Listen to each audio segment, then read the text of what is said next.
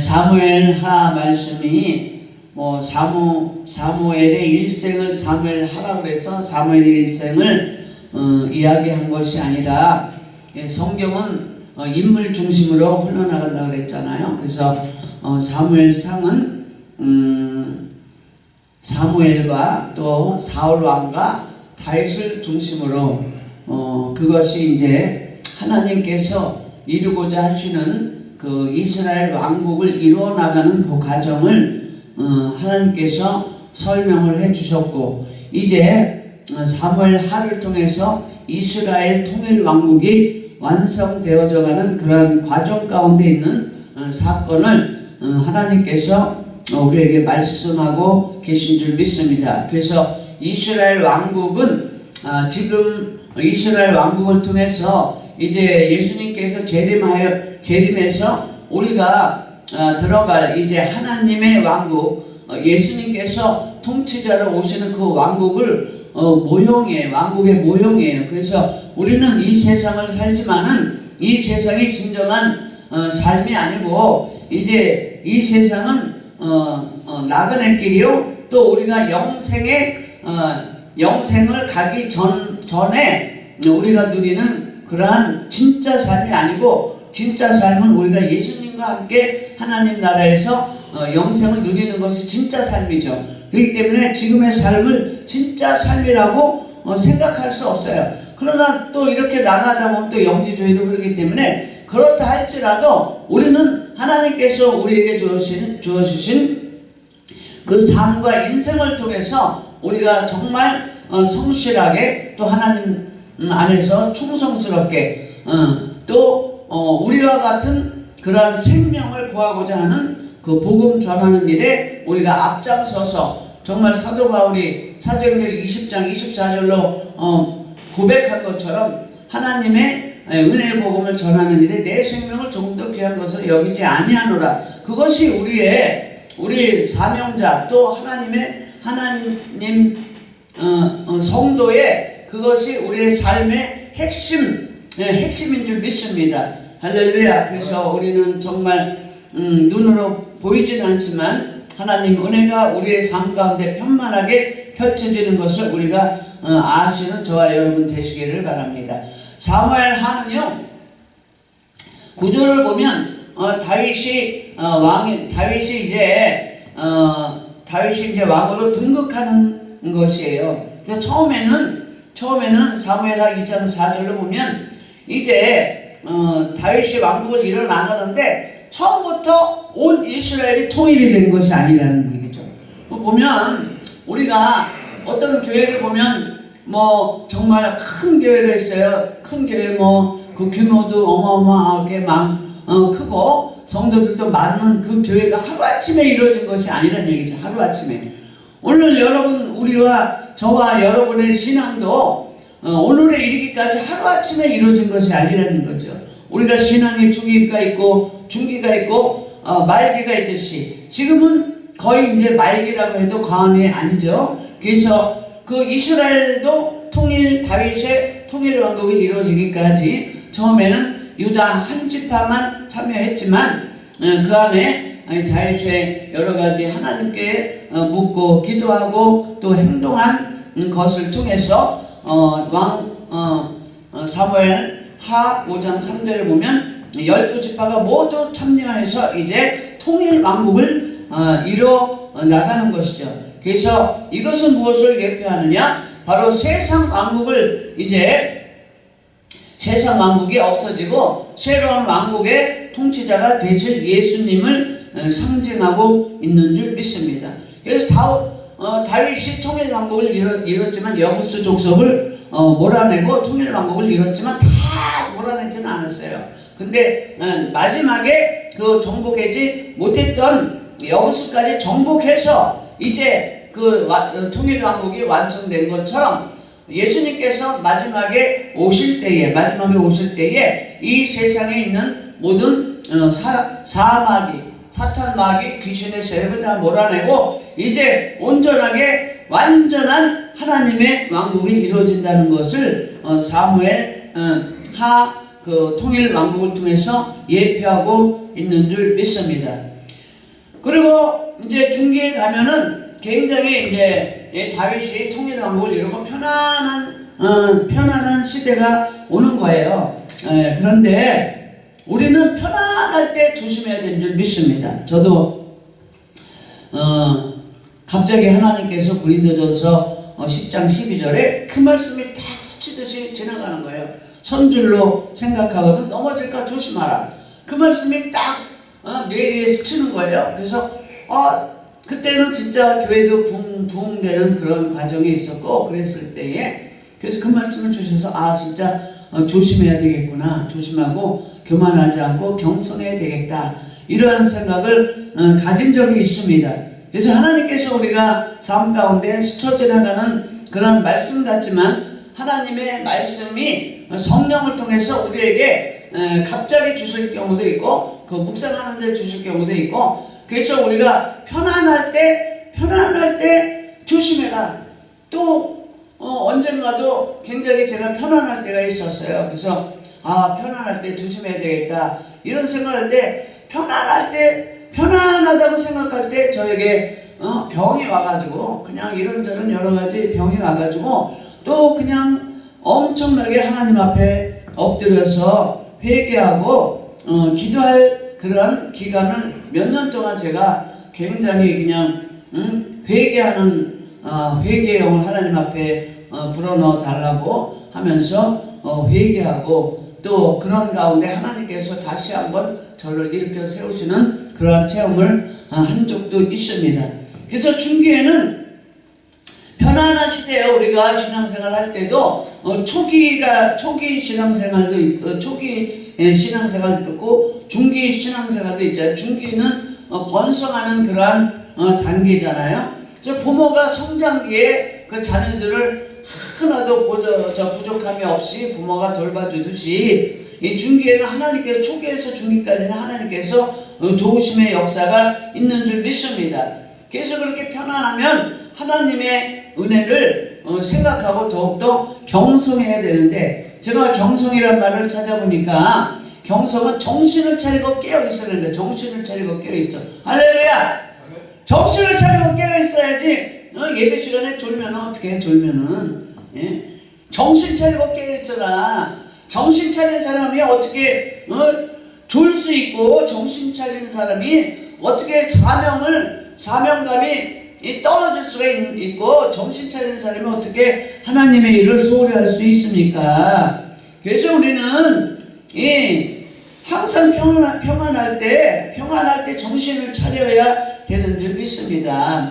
히브리서 13절 17절에 자기 영혼을 위해서 경성해야 된다. 깨어있어라 있는 거죠. 깨어있어라. 기도하면서 깨어있어라. 눈 뜨고 있는 게 깨어있는 게 아니라 정말 깨어있는 사람은 정말 내가 오늘 하나님께서 나를 통해서 무엇을 하고 계신가를 그것을 내가 항상 경성하고 깨어있어야 되는 거예요. 그런데 편안하면은 교만하다는 거예요. 교만하다는 거. 그 다윗이 왜 그 편안할 때 죄가 왔습니까? 교만하니까 편안하니까 하나님이 자기에게 은혜를 베풀어 주신 것을 생각하면 경성하고 더욱더 하나님 앞에 잘할 것을 생각해야 되는데 직무유기라면서 전쟁터에 나가지 않고 오히려 부하들을 내보내고 자기는 유유자적하게 편안할 때 마귀가 틈타서 바세바 사건이 있잖아요. 바세바와 간음 사건이 있고 바세바와 직무유기와 바세바의 간음 사건에다가 또 그게 들통나게 되니까는 살인교사까지 그 우리아의 아내를 취하려고 우리아를 죽이려고 전쟁터에 매일 앞장서서 해서 죽이라고 그렇게 하니까 하나님은 약속의 하나님이시기도 하지만 하나님은 죄에 대해서 공의의 하나님이세요. 그래서 아무리 사랑하는 자식이라 할지라도 죄에 대해서는 반드시 하나님께서 징계하시는 줄 믿습니다. 그래서 바세바와의 세 가지 저주가 임했잖아요. 바세바와의 사이에서 태어난 첫 아들이 죽었고 집안에 칼이 떠나지 않는다. 떠나지 않고 그 다음에 처첩을 타인에게 주어서 너는 은밀히 밧세바와 간음을 행했지만 이제 너는 백주에 온 국민이 보는 앞에서 너의 처첩을 남한테 주리라. 그래서 이제 그게 다 이루어졌잖아요. 그 저주가 첫 아들을 밧세바와의 난 첫 아들이 죽고 왕자의 난이 일어나서 압살롬이 그 자기 누이 다말이 너무 이쁘니까 그 맏형 암논이 그것을 강간하고 또 버려버렸어요. 그러니까 압살롬이 칼을 갈다가 나중에는 다 자기 암논을 죽이고 나중에는 거기에 대한 보상이 없으니까 다윗이 보상을 얻고 어떠한 암논에 대한 그러한 징계도 없으니까 거기에 악심을 품고 이제 자기 아버지를 배신하고 이제 난을 일으켜서 이제 아버지를 자기가 이제 왕위에 오르는 그러한 사건이 일어나서 이제 다윗이 과거에도 사울왕한테 그렇게 쫓겨다니니까 이제 이력이 나서 이제 압살롬에게서 쫓겨나는 그런 일도 그렇게 뭐 다윗이 그렇게 힘들진 않았어요. 그러한 사건이 있었습니다. 여러분, 우리는 편안하다고 생각할 때에 정말 선줄로 생각하거든 넘어질까 조심할 수 있는 깨어서 기도하고 경성해야 되는 줄 믿습니다. 그래서 그렇게 했지만 나중에도 또 말기에는 어떠한 문제가 있었어요. 이제 그때도 편안한 시기잖아요. 성숙기 말기에도 여러 가지 세바의 난도 있고 3년 기근도 있었고 기브온의 사건도 있어서 사울의 가족을 7명이나 처형하고 있었지만 그 마지막에 다윗이 인구조사를 한 거죠. 인구조사. 그래서 인구조사를 할 때도 인구조사를 이제 요압 장군에게 명령을 했을 때도 그 요압 장군이 그렇게 그 인구조사는 하나님의 뜻이 아니라고 말렸는데도 남의 얘기를 듣지 않는 것은 교만하기 때문에 그런 거예요. 교만하기 때문에. 여러분, 우리가 신앙생활 할 때에 하나님의 말씀은 우리가 하나님의 말씀을 읽을 때 설교를 들을 때에 또 여러 가지 방법으로 주시지만 주변 사람을 통해서 하나님께서 우리에게 말씀을 주실 때도 있습니다. 그런데 교만하면 남의 말이 내 귀 속에 들어오지도 않고 마음에 들어왔다 하더라도 마음에 새겨지지 않고 그냥 무시하는 그런 경우가 있어요. 근데 우리는 하나님 앞에 교만하지 않고 누가 나에게 쓴 소리를 한다 할지라도 우리는 그것을 가만히 새겨듣고 그 사람이 왜 나한테 그런 말을 하는가, 나를 시기하고 질투해서 오는가, 아니면 진정으로 나를 사랑해서 그런 말을 하는가, 우리가 분별할 수 있잖아요. 시기하고 질투한다 할지라도 그것도 내 훈련이에요, 훈련. 그래서 그분이 시기하고 질투하는 그런 상황 가운데서 나에게 어떤 말을 한다면 그 영혼을 위해서 우리가 기도할 수 있는 그런 넉넉한 그런 마음을 가질 수 있고, 또 그 밧세바와의 사건을 통해서 나단 선지자가 기도하면서 권면을 했을 때 들은 것처럼 그 요압 장군의 얘기하는 것을 들었다면 다윗의 인구조사에 대한 징계가 없었을 거예요. 그런데 그 다윗이 인구조사는 교만과 불신앙에서 기인했다 이거죠. 불신앙에서. 이제 편안하면 신앙생활도 게을리하게 마련이에요. 우리가 어렵고 힘들 때는 정말 하루에 그냥 어떤 분은 찬양하고 말씀 듣고 기도하는 것까지 합해서 3시간 기도했다 그러는데, 저는 그것은 기도 시간에 포함하지 않고 온전하게 기도만 한 거 최하 2시간, 3시간, 그리고 눈 감고 기도한 건 기도에 기도 시간에 포함하지도 않고 반원으로 2시간, 3시간 막 했을 때에 그게 방언으로 통성으로 하는 기도는 능력 기도인 줄 믿습니다. 할렐루야. 그래서 능력 기도를 할 때에 아무런 어떤 문제가 왔다 할지라도 그거 비껴나가는 거예요. 비껴나가는 거예요. 그래서 이게 우리가 경성하는 것은 뭐냐? 내 신앙을 지키고 정신 차리고 깨어서 내 신앙을 지키고 그리고 경성하고 깨어서 기도하는 것은 하나님께서 기도할 때 그렇게 경성하고 깨어서 기도했을 때 하나님께서 우리를 지켜 보호해 주신 줄 믿습니다. 어떤 때도 제가 교회에 공사를 이제 시켜놓고 제가 이제 집에 와서 집에서 단을 쌓고 계속 기도하고 있는데 엄청나게 불안한 거예요. 그렇게 막 불안한 거예요. 그래서 기도하는데 그래도 계속 기도하고 계속 이제 앉아서 이제 나는 기도를 했는데 나중에 우리 집사님이 목사님 큰일 났대. 그래서 왜 그러냐 그랬더니 공사하는 사람이 이게 망치질을 하는데 세상에 그 마귀가 그냥 그 교회 공사하는 거를 싫어했는지 그 도끼 그 이렇게 날이 탁 빠져가지고 공사하는 사람이 이 말을 탁 치고 갔다는 거예요. 그래서 어떻게 됐냐 그랬더니 살짝 스쳤대요. 살짝. 할렐루야. 우리가 기도할 때 깨어서 기도할 때 하나님께서 그 능력 기도를 통해서 될 수 있으면 우리가 묵상할 때 때로는 묵상할 때도 있고 또 새벽 기도할 때도 있고 조용히 기도할 때도 있고 하지만 최하 우리가 통성으로 방언으로 통성으로 기도할 때 그거는 공격 기도고 그거는 정말 능력 기도의 능력이 임하는 기도 하나님의 능력이 임하는 기도인 줄 믿습니다. 그래서 보니까는 나는 몰랐는데 그 공사하시는 분이 박수무당에서 박수무당이면 내가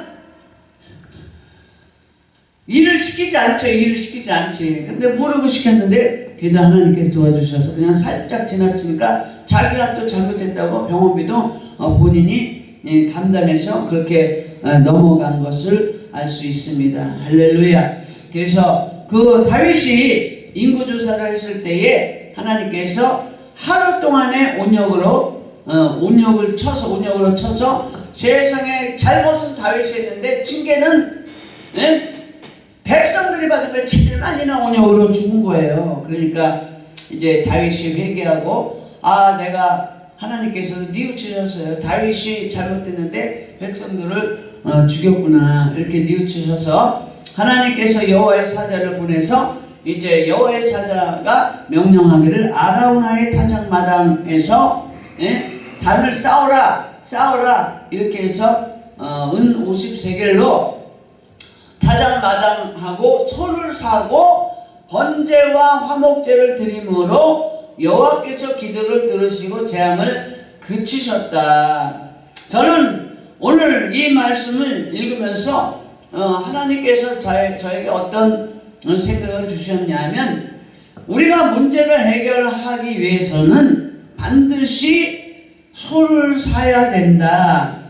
내 물질을 하나님 앞에 드릴 때에 하나님께서 기도를 들으시고 재앙을 그치신다. 그러한 은혜를 받았어요. 물론 각자가 틀리겠지만 그래서 번제와 화목제를 드릴 때 번제는 우리가 드려야 되는 그 죄에 대한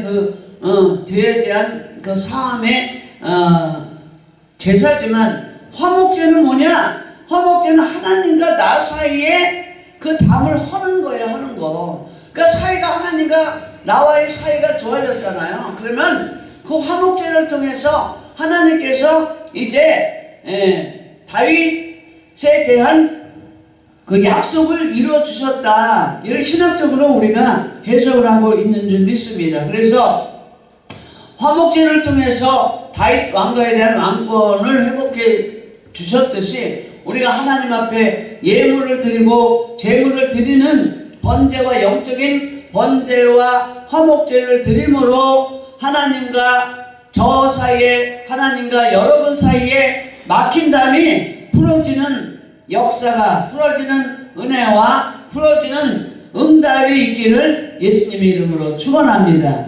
할렐루야. 그래서 이제 다윗이 이제 이스라엘을 이 여부스 그 가나안을 정복하고 다윗 왕국을 세웠잖아요. 정복했잖아요. 이제 정복했기 때문에 그 다음에 다스림의 그 단계가 있는 거예요. 여러분, 예? 우리는 정복하는데 그치지 아니하고 다스리는 그러한 지혜가 있으시기를 예수님의 이름으로 축원합니다. 다윗이 다스리기에 실패한 그것은 뭐냐? 교만했다는 거. 첫 번째가 교만했다는 거예요. 우리가 어떤 은혜와 축복과 권력이 주어졌을 때에 사람들은 교만하기 쉽잖아요. 내가 이 자리에 올라왔는데, 내가 어디 단체장인데 뭐 어쩌고 저쩌고 하면서 교만이 오기 마련이에요. 교회가 커지고 단체가 커지고, 또 어떻게 그냥 좋은 자리에 앉게 되면 교만할 수 있어요. 그런데 우리의 영적인 삶을 다스리려면 첫째로 교만을 다스려야 될 줄 믿습니다. 아멘. 잠언서 11장 2절에 교만이 오면 욕도 오거니와 겸손한 자에게는 지혜가 있느니라. 잠언서 15장 25절에 여호와는 교만한 자의 집을 허신다고 했어요. 그래서 우리는 정신을 차리고 우리가 자기 영혼을 위해서 히브리서 13장 17절에 경성해야 된다. 그래서 경성하기 위해서는 하나님의 말씀에 순종하고 복종해야 되는 줄 믿습니다. 할렐루야. 그리고 우리가 다스리려면 우리가 죄에 대해서 철저하게 회개해야 되는 줄 믿습니다. 세상에 사람이 잘못하는 경우가 있잖아요. 그러면 철저하게 우리가 회개해야 될 줄 믿습니다. 너희는 돌이켜 회개하고 모든 죄에서 떠날지어다. 그러니까 여기서는 뭐냐? 회개는 모든 죄에서 떠나는 거예요. 행위가 있어야 되는 줄 믿습니다. 그리한즉 죄악이 너희를 패망케 아니하리라. 회개할 때 하나님께서 패망치 않게 해 주시는 줄 믿습니다. 회개하라 천국이 가까이 왔느니라. 누구나 다 아는 말씀이죠. 로마서 2장 5절에 회개치 아니하는 마음을 따라서 하나님께서 진노를 쌓는다고 말씀하고 있는 줄 믿습니다. 고린도후서 7장 10절에 회개는 구원을 이룬다고 말씀하고 있습니다. 할렐루야. 그러나 히브리서 6장 6절에 타락한 자들은 회개할 수 없다. 그러니까 내가 어떤 하나님 앞에 사람 앞에 죄를 졌는데 회개를 못한다, 할 수가 없다, 회개할 마음이 전혀 없다. 그 사람은 타락한 사람이에요. 여러분 깨어서 경성해서 교만치 않고 회개할 수 있는 저와 여러분이 되시기를 바랍니다. 할렐루야. 그래서 다윗이 철저하게 회개하고 회개에 대한 행위를 여부스 사람 아라우나의 타작마당에 은 50세겔로 타작마당과 소를 사서 번제와 화목제를 드리는 그 회개의 행위를 했을 때에 하나님께서 약속을 이루어 주시는 것처럼 하나님께서는 약속한 것을 우리에게 보내주시는 줄 믿습니다. 형제들아 너희는 이삭과 같이 약속의 자녀라. 할렐루야. 아멘. 우리는 하나님께서 하나님의 약속의 자녀인 줄 믿습니다. 궁극적으로는 천국이 약속되어 있는 아브라함의 자손인 줄 믿습니다. 믿음의 자손인 줄 믿습니다. 아멘. 히브리서 10장 36절에 너희에게 인내가 필요하면 너희가 하나님의 뜻을 행한 후에 약속을 받기 위함이라 말씀하고 있는 줄 믿습니다. 그 약속은 무엇이냐?